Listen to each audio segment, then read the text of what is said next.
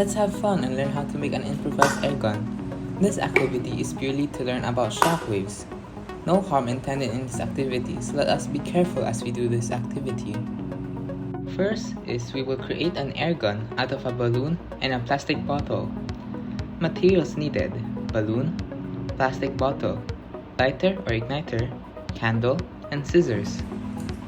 Procedure: cut out the bottom part of the plastic bottle using the scissors. Then cut out the top part of the balloon to create a bigger hole.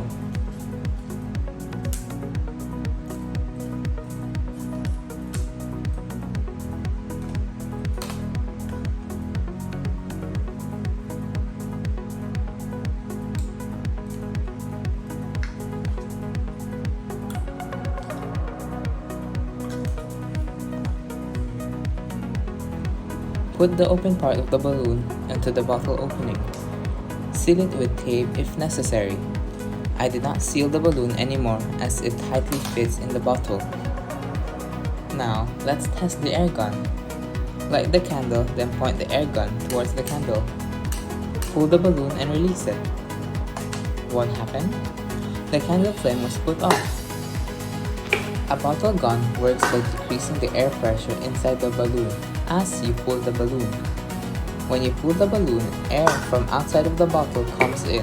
Then as you quickly release the balloon, the air being pushed by the balloon back into the bottle creates more air, increasing the pressure in the balloon. The air pressure becomes compressed inside the bottle, and when you suddenly release the balloon, air rushed out of the bottle, causing the flame to go off.